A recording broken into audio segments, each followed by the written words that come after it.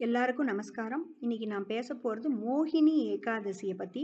மோகினி ஏகாதசி சித்திரை மாசத்துல வர ஏகாதசி. இத வந்து யுதிஷ்டிரர் என்ன பண்றார்? கிருஷ்ணர் கிட்ட கேக்குறார். என்ன மோகினி ஏகாதசின்னா என்ன? அதோட கதை எனக்கு சொல்லுங்கோ. அதோட பலன் எனக்கு சொல்லுங்கோ அப்படின்னு சொல்லிட்டு. மோகினி ஏகாதசிய பத்தி கிருஷ்ணர் வந்து யுதிஷ்டிரருக்கு சொல்ல ஆரம்பிக்கிறார். இது வந்து ராமபிரான் விரதமிருந்த ஒரு ஏகாதசி. இந்த ஏகாதசிய ராமபிரான் இருந்து காமிச்சிருக்கார் அப்படின்னு சொல்லிட்டு. எதனால அப்படின்னா, ராமபிரான் வந்து சீதைய பிரிஞ்சு ரொம்ப மன கஷ்டத்துல வாடின்னு இருக்கும்போது, தன்னுடைய குருவான வசிஷ்டர் கிட்ட போய் கேட்கிறாராம்.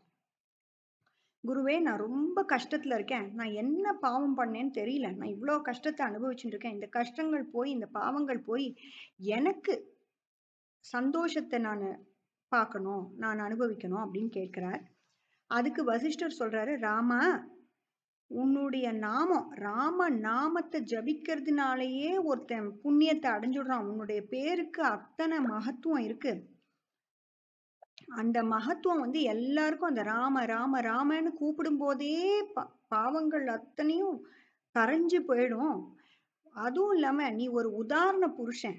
உன்னுடைய வாழ்க்கை முறை வந்து அந்த எல்லாரும் உன்னோட வாழ்க்கை முறையை பின்பற்றினா பாவங்கள் இல்லாத ஒரு மனுஷாலா எல்லாருமே வாழ்வா. பாவமே பண்ண மாட்டா. இருந்தாலும் நீ கேட்கறதுனால நான் சொல்றேன்னு சொல்லிட்டு இந்த மோகினி ஏகாதசி விரதத்தை அனுஷ்டிக்க சொல்றார். அதன்படி வசிஷ்டர் சொன்னபடி ராமர் அந்த மோகினி ஏகாதசி விரதம் இருந்து சீதையை அடைஞ்சதா ஒரு கதை. இவர் இத ராமருக்கு சொல்லும் போது மோகினி ஏகாதசி எப்படி வந்தது அந்த கதைய சொல்றேன்னு இருக்கார்.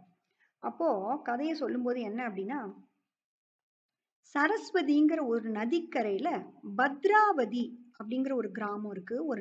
ஒரு ஊர். அந்த ஊரை வந்து தனபால் அப்படிங்கிற ஒருத்தர் வசிச்சுண்டு வரார். அவர் வந்து ரொம்ப விஷ்ணு பக்தி உள்ளவர், ரொம்ப நல்லவர், புண்ணிய காரியங்களையே செய்யக்கூடியவர், தர்மசீலன்.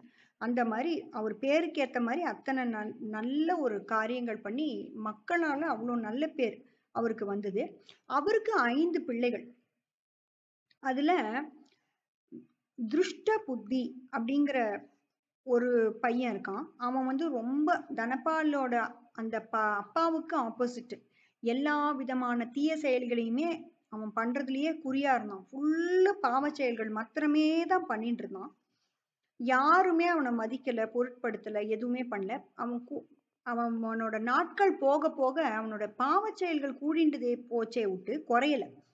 அப்புறம் என்ன பண்றான், அவனை ராஜா வந்து நாட்டை விட்டே நீ போயிடணும்னு சொல்லிடுறார். உடனே அவன் நாட்டை விட்டு போயிடுறான். தன்னுடைய நகைகள் எல்லாம் வித்து அவன் சாப்பிட்டுக்கிறான். அப்பவும் அவனுக்கு தான் பண்ணிட்டு இருக்கிறது பாவம்னே தெரியல.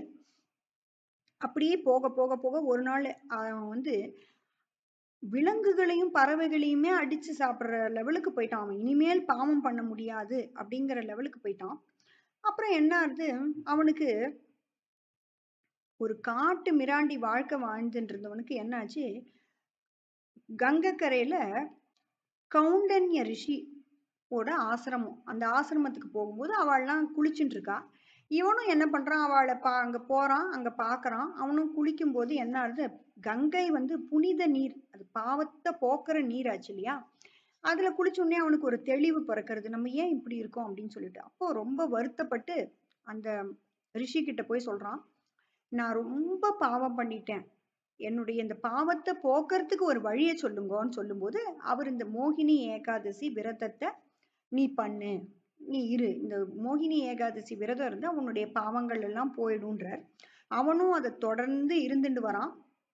ஒரு நாள் அவனுடைய காலம் முடியும் பொழுது அவன் வந்து கருட ஆழ்வார் வந்து அவனை கூட்டிட்டு போய் விஷ்ணு பகவான் விஷ்ணு லோகத்துக்கே கொண்டு போய் விட்டுடுறாராம் கருட ஆழ்வார். அத்தனை பாவம் பண்ணவனுக்கு அந்த மோகினி ஏகாதசி அந்த விரதம் அனுஷ்டிச்சதுனால எவ்வளவு பெரிய பலன் கிடைச்சிருக்கு பாருங்க. சோ அந்த விரதத்தை அனுஷ்டிச்சு அவன் பெருமாள் நாராயணனோட பாதத்தை டைரக்டா கருடாழ்வார் மூலமா போய் அடைஞ்சுடுறான். அப்பேற்பட்ட இந்த மோகினி ஏகாதசிய எல்லாரும் கடைபிடிக்கணும். எல்லாரும் பெருமாளுக்கு பாத்திரமானோம். எல்லாரும் நாராயணனை உச்சாடனம் பண்ணணும்னு அந்த பெருமாளை இந்த நல்ல நாள்ல வேண்டிக்கிறேன். நமஸ்காரம்.